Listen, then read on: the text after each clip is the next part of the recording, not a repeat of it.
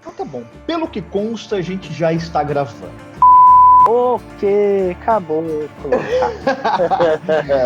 E vocês acharam que o Gosto Assim tinha acabado? Não, menina, não. Uma breve pausa. Nunca. A gente tá no movimento Mad Max, Corona Yes. fucking Virus. E a gente tá aqui para falar sobre... Que rufem os tambores, só deu pra fazer na barriga, vai.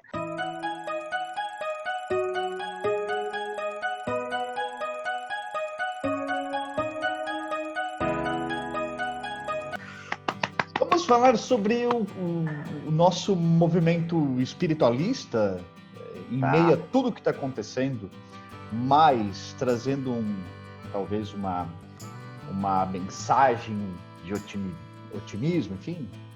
Tá.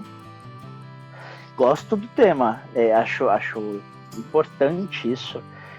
Mas antes da gente chegar na moral da história, né, e na mensagem do otimismo, a gente precisa entender que tentar justificar o injustificável não é o melhor caminho a se seguir. Não. Eu tenho visto um monte de blá blá blá, um monte de isso está acontecendo por X coisas, por Y coisas, e isso tem vindo de dirigências respeitosas, né? Não adianta a gente tentar justificar algo que é a causa, não, que é a consequência de coisas que nós fizemos, de ações que nós tomamos ao longo desse tempo todo de existência de humanidade. E agora isso tá vindo à tona. Não adianta a gente tentar encarar isso como castigo divino, porque aí é mais uma materialização de que a gente não entendeu nada. Né? Não é o divino que está querendo que a gente se lasque, não é isso. Até porque eles devem estar ralando na lata, na ostra, no ferro quente, tudo, porque em tudo. Ação, reação total, e todas as leis foram pro Cacilda, né? Na verdade, eu não sei. Eu leio algumas coisas que me chamam a atenção, eu vejo zero de televisão, mas inevitavelmente, com pessoas ao redor, você acaba aderindo a alguns movimentos, até para acalmar quem está ao redor. Então, o que eu percebo é que, assim, existe um alarde incrível sobre tudo o que está acontecendo, e aí parece que esta situação, que é o fucking coronavirus, a gente não pode falar palavrão, então fucking em inglês não conta, e por conta disso, tudo virou de pernas pro ar. Mas, antes disso, há 3 semanas atrás, tinha carnaval no Brasil, eu tô ficando doido. Não, e antes disso, muita coisa já estava estourando. E eu acho que a percepção de que a sua vida ela não tá uma bosta por causa do coronavírus, entende? É ótima, essa percepção ela precisa existir. Porra. Já existiam problemas, você já vinha arrastando milhares de coisas. Então tá, se uma das justificativas era a falta de tempo para resolver coisas, ok, dá check, tem tempo bastante agora para você repensar coisas, refletir sobre, olhar por outros prismas. Mas utilizar somente a pandemia como a síntese de todos os seus problemas, cara, tá usando o tempo vago de forma errada. Não tá rolando, não tá sendo bom esse tempo aí. Eu gravei uma série de vídeos ontem, antes de ontem, eu já nem lembro mais. Aliás, ontem pode ser domingo, pode ser sábado, terça. Atemporal aí o negócio, tá? Estamos vivendo na atemporalidade. Eu gravei um dos vídeos e eu achei tão curioso, porque no meio desse discurso, que é exatamente o que a gente está falando, eu meio que falo assim, a gente é sem vergonha. Porque a gente se apropria de uma coisa, de uma situação, e coloca toda a culpa lá. A gente continua evitando olhar pra gente, mesmo estando num processo de prisão domiciliar, onde o que eu tenho que fazer é olhar pro meu nariz. Só isso. É isso aí. Incrível, né? É um muletão ferrado que a gente utiliza sem vergonha na cara, assim, sem parcimônia alguma, né? Essa é a nova justificativa. Então, todo o restante perde peso, perde valor, e não é assim que vai... que vamos conseguir tirar proveito dessa situação toda. né? E claro que a minha fala não é para minimizar tudo que está acontecendo, pelo contrário, não é para desvalorizar tudo isso. Realmente o mundo está explodindo, as pessoas estão implodindo e explodindo, né? As pessoas estão nas suas percepções e se perdendo nisso aí, se perdendo nesse excesso de tempo, de repente, ou nesse excesso de olhares para dentro. A intenção não é minimizar a história, mas a intenção já que tudo isso está acontecendo, então por que não utilizar isso da melhor forma possível?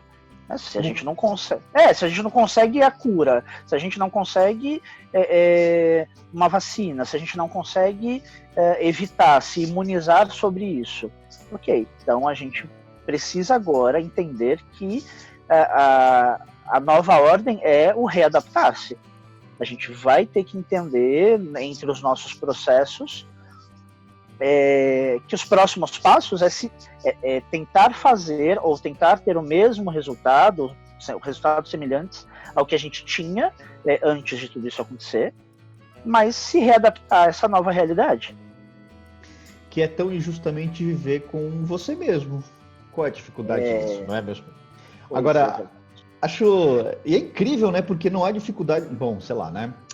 É sobre isso que eu queria falar, antes de a gente entrar na Quinta Maior, que... A Quinta Maior é o próximo assunto, mas para a gente chegar na Quinta Maior, é importante que a gente fale que mesmo que tenha essa camada incrível de pessoas que produzem pensamentos positivos, que fazem, sabe, projetos para angariar grana para quem está na rua, gente que deixa garrafinhas de álcool, blá, blá, blá, tem muito gratilover e a gente está sendo pejorativo mesmo. Tem muita gente chata que está falando de Deus e que a gente está salsifufu. Aliás, cara, ele podia lançar uma campanha governamental e eu votava nele. Fácil. Né? Porque ele é o simbolismo do rolê, cara. É o simbolismo do rolê. Mas, enfim, tem um cara que tá aqui tentando manter uma sanidade trabalhando tem o gratilover que tá achando que... né? Ai, que a boa vibração vai imunizá-lo de algum material que está acontecendo, né? E que alguns físicos têm culpa de algumas coisas, ou o presidente, ou um povo que está por aí perdido no rolê, enfim. E tem o cara que não está entendendo. Então, assim, tem gente... Cara, onde eu estou aqui na Grande Floripa, tem um posto de gasolina na frente, você conhece?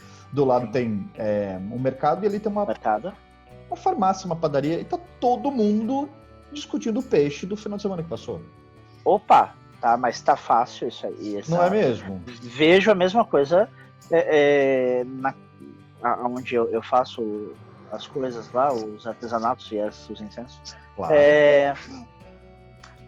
Cara, nessa semana que passou, churrasco na calçada. Duas mesinhas montadas e a galera jogando dominó. Eu tô rindo, mas é porque eu tenho 4 planetas em Ares e eu sou maldito, mas... Não, é inevitável que a gente dê um hip urra pra dar. É inevitável. Gritar um uhul, assim, uhul, não. Salve Darwin, exatamente. Seleção natural, eu concordo com isso, apesar de ser muito roots, mas eu concordo com isso, e tá tudo bem. Eu não sou o tipo de pessoa que eu abriria a janela e falava, vocês estão errados. Não, cada um precisa ter a consciência do seu passo. O coleguinha, se possível, né, que tenha consciência do passo dele. Faça igual em inglês, são 3 metros de distância naturalmente. Ai, pois menino, aí, ó. Já estão todos salvos. Mentira. Não, não estão. E lá também tá tudo cagado, mas tudo bem. Ah, tá. Não tem aonde. Não cagalizou-se neste planeta. Não tem. Não é? Eu já tô, inclusive, de azul, porque eu estou todo cagado. Enfim. Eu tô de amarelo, pronto. Aí, junto nós formamos os Power Rangers. Não, mentira. A gente precisa achar alguém que grave um vídeo de vermelho, alguém que grave um vídeo rosa, um preto e um verde. Branco. Um verde, exato. Eita, que galera, né? Tá, então a sua missão é orientar as próximas pessoas a gravarem de camisetas dessas cores determinadas, tá bem? E se vier com aquelas roupas infantil que tem capuz, que imita tipo unicórnio, dinossauro, cara, tá salvo. Aí é um plus advanced, aí assim é estrelinha, estrelinha dourada. Bueno, abrir essa história dos Lost na vida, né? Porque São Miguel Arcanjo vai descer, vai pulverizar. E tudo, e tal, e coisa. E aí tem os Gratilovers, né? E aí tem os Motherfuckers, tem os perdidos peixianos, como eu brinco. Meu Deus, cara. Eles vão me matar, mas enfim. E tem os caras que estão aqui tentando fazer alguma coisa. Mas é importante a gente falar que, embora e salvo as brincadeiras, a gente sim está no movimento de buscar esse entendimento interno individual, e dentro do individualismo a gente trabalha o quê? O coletivo. Coletivo, sim. Falando num coletivo que ainda é desta expressão em referência ao todo, amanhã a gente começa em muitos lugares religiosos de afro-religião a Quinta Maior. Quinta Maior é um tema polêmico que eu particularmente gosto muito, e você, enquanto dirigente espiritual e artesã e etc., vai, enfim, trabalhar magística. Então eu queria te perguntar o seguinte, para as pessoas que estão vendo o Gosto Assim e realmente te acompanham, ou enfim, tem algum apreço por mim, a supervalorização. Explica pra gente, por favor, o que é a Quinta Maior. Pode ficar à vontade nas dimensões das explicações, e fica realmente muito à vontade. E um segundo plano claro, a gente vai parar no momento para gerenciar uma energia, isso tem uma fundamentação e tem um para quê. Sim. Fala pra gente o que é, para que as pessoas também tenham noção de que mesmo assim à distância, a gente está movimentando o rolê. Na verdade, esse processo de Quinta Maior, que a gente chama, é a utilização ou a canalização de um grande processo magístico e energético que acontece na Sexta-feira Santa. Né? Então, nos reunimos dentro do terreiro na quinta, isso é por volta das 10 da noite. Assim que todos os membros ou que todas as pessoas chegam ao terreiro, a gente sela esse terreiro magisticamente, energeticamente, e aí então todos estão ali contidos nessa função de manipular essas energias para o todo, tanto para quem está dentro, como para os nossos familiares, quanto para a nossa proteção, para o nosso caminhar material, para o mundo, enfim. A manipulação energética ela vai acontecer de 1000 formas, ou melhor, com 1000 focos diferentes. Então, mas eu preciso te dizer que nem todas as pessoas que frequentam terreiros já ouviram essa denominação. Não é todo terreiro que segue essa determinação, essa ritualística, né? E eu acho que é uma pena, na verdade, se a gente for considerar a expansão energética que acontece nessa Sexta-feira Santa, poderia ser usado e canalizado de grandes formas, né? Podia ter um bom proveito de tudo isso. Claro. A gente está eu estou achando incrível essa ausência física, mas como você mesmo fala, ouça com ouvidos de amor. Eu estou achando incrível porque a gente aprende a valorizar os processos e, obviamente, a gente para de projetar o que é o físico para pensar na pessoa mesmo, pensar não como ela está, mas tudo ao redor. Então, a gente entende que é um momento de muito carinho e muito... Deveria, né? Porque tá rolando peixe aqui mesmo. A gente sabe que as pessoas não vão pro Tuca, né? Terreiro de Umbanda, Casa das Águas, fisicamente. Não vão. Como que você, enquanto dirigente, entendendo da problemática das famílias, e até porque tem pessoas da casa que são da área da saúde, também estão trabalhando na linha de frente, como que você desenvolveu essa potencialidade de trabalhar não fisicamente, mas no físico? Perfeito. Então, antes de tudo isso acontecer, nós nos reuníamos fisicamente, né? Chegavam todos no terreiro fisicamente, e aí a gente passava essas 8 horas juntos, da quinta-feira, da noite da quinta-feira até as 6 da manhã da sexta-feira santa. Depois das 6 da manhã, que é considerada a hora grande, abriam-se os portões, fisicamente e energeticamente, e as pessoas iam para suas casas, enfim. Muito bem. Por um olhar de zelo, de cuidado, a gente precisa entender que estamos numa nova realidade. Dentro da corrente existem pessoas que já estavam numa situação de risco, numa área de risco, né? Eu tenho duas filhas que passaram por um câncer de mama, por exemplo. Sim. Então, fatalmente, são pessoas de uma zona de risco. Tenho pessoas de idade, tenho meninas da área da saúde, que todas elas... Primeiro nos juntamos, virtualmente, mas nos juntamos e vimos os prós e os contras, né? Poderíamos fazer com todos os cuidados? Até poderíamos, porém, tem algo que a gente não consegue evitar, que é a energia gerada pelo medo, pela angústia, pela incerteza, pela insegurança.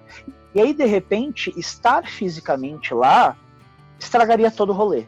Na verdade, né, essa preocupação, essa vibração que teríamos não seria interessante porque a gente se propôs a fazer. Então, claro. Eu, enquanto dirigente, materializei, é bem comum essa expressão, um contregum, todos que participam da Umbanda ou Candomblé conhecem, ou pelo menos já ouviram falar, que é um trançado de palha que a gente usa nos braços ou nas pernas. Então, fiz um contregum para cada um, já intencionando algumas coisas, e aí amanhã eu sozinho, amanhã, enfim, né, na quinta-feira santa, na véspera da sexta-feira santa, eu vou para o terreiro sozinho, e aí lá eu vou firmar cada filho meu, utilizando as energias que eu já conheço de cada um deles, e aí cada um em suas casas vai ter um horário específico combinado para que através de um selo magístico eles se conectem lá na casa, e aí a gente faça essa canalização, faça essa redistribuição energética. Assim a gente faz com todo mundo seguro, fisicamente, seguro emocionalmente, claro. Né, seguro energeticamente, enfim. E aí a gente faz essa conexão, distribui, remaneja essa energia toda que eu vou manipular dentro do terreiro. Acho que foi o melhor cenário encontrado para todos, né? A gente tá com saudade do Ziriguidum? Tá com saudade do Ziriguidum. Tá com saudade de um tambor? Tá com saudade de um tambor. Mas agora é hora de consciência, né? É hora de entender que Deus protege, mas fecha a porta da sua casa. É isso. Né? É legal a gente entender que mesmo na adaptação a gente não parou, a gente só reviu o processo, né?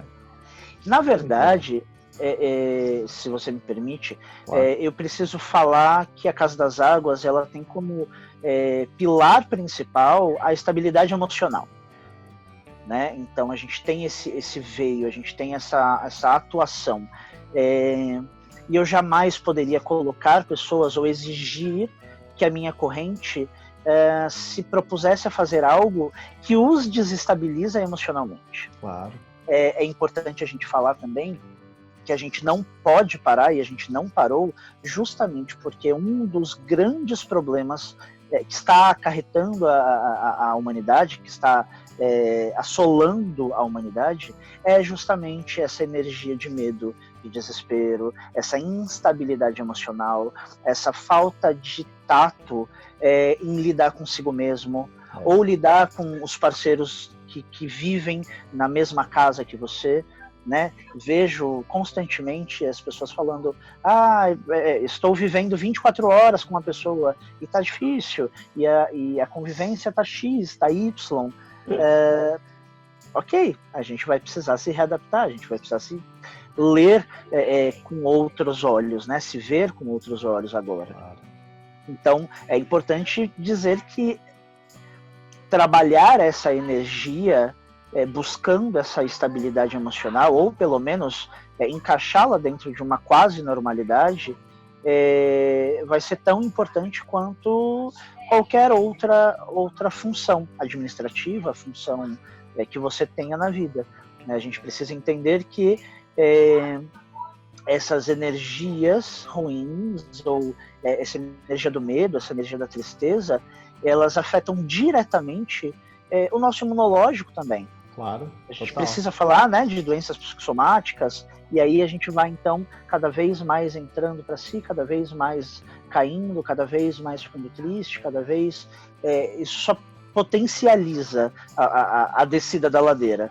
Total. Então, é importante a gente entender que dar um up energético também significa ajudar na nossa imunidade. Claro. Também significa dar um respiro maior. Exato. Você sabe que alguns dias atrás eu fiz um movimento ao vivo no Facebook, já não lembro mais, enfim, uma mídia social, e aí acessou uma moça que é aqui de Santa Catarina, no nosso Vale Europeu. E eu a conheço porque ela já fez alguns atendimentos comigo, enfim, ela é prefeita de uma cidade que tem 4.640 pessoas. Caramba! É, uma vila, né? Pois é. Chama Doutor Pedrinho, em Santa Catarina.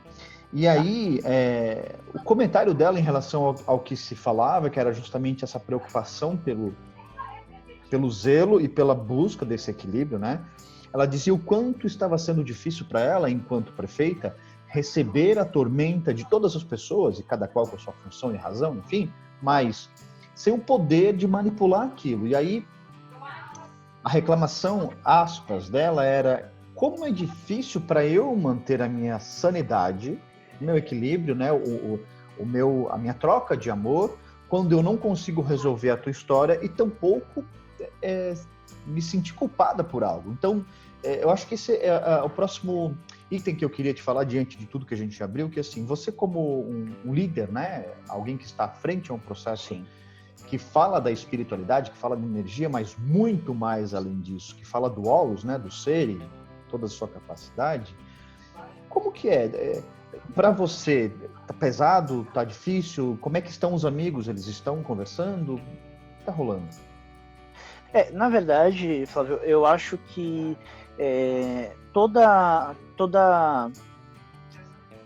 pessoa que está numa posição de liderança, ou todo formador de opinião, ele tem que ter a consciência de que ele é um filtro,